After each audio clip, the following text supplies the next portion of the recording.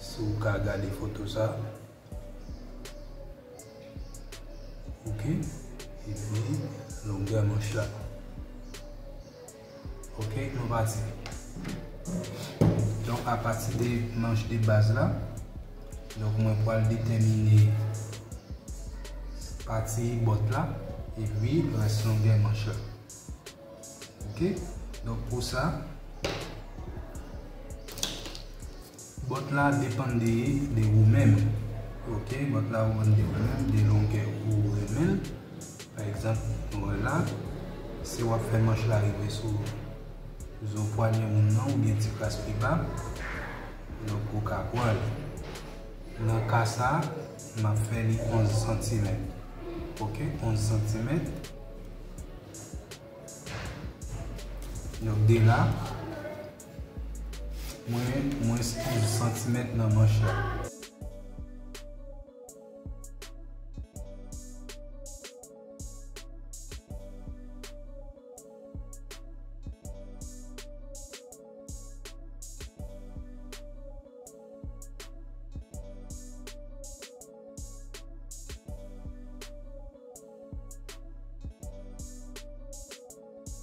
Donc, je vais ça, donc avec les mains, on va le faire manche là. Donc, il y a différentes façons capables de faire manche là, ça va dépendre de qui travaille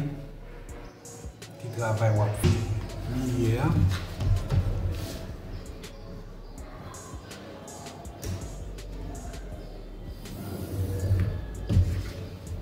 Ok, donc dès là, on va diviser partie manche là, donc de façon qu'on est capable de vaser.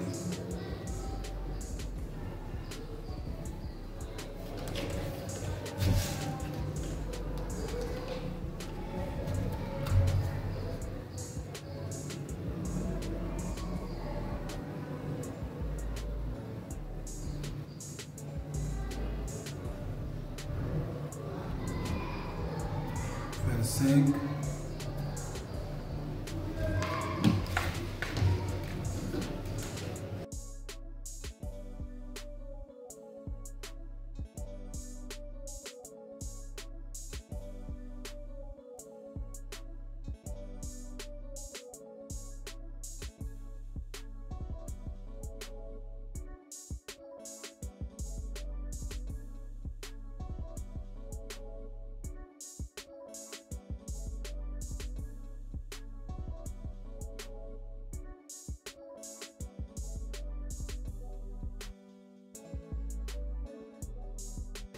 Ok, donc automatiquement on fait tracer là, donc on va le couper et puis on est capable de mettre sur l'autre papier pour capable de largeur que nous avons besoin.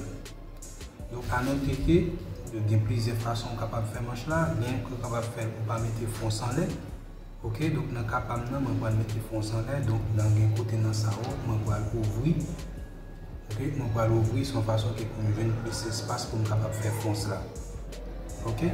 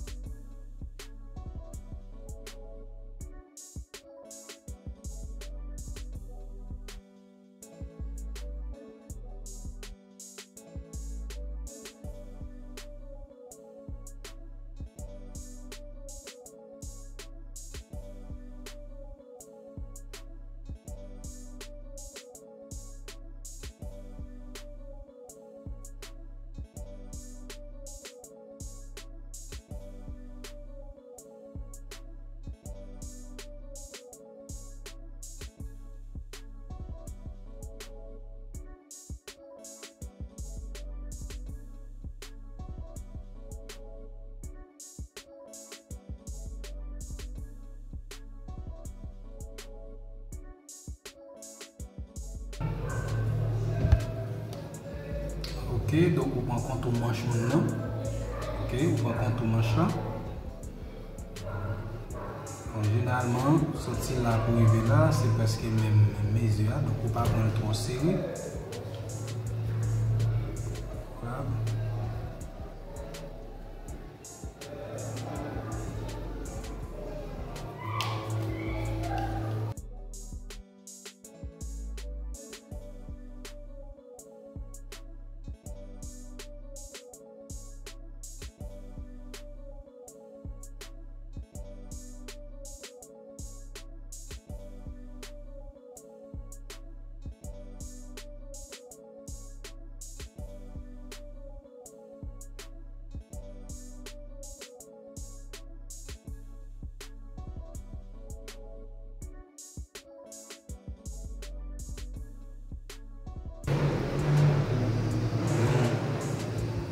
Donc nous vous remercions parce que vous avez regardé la vidéo.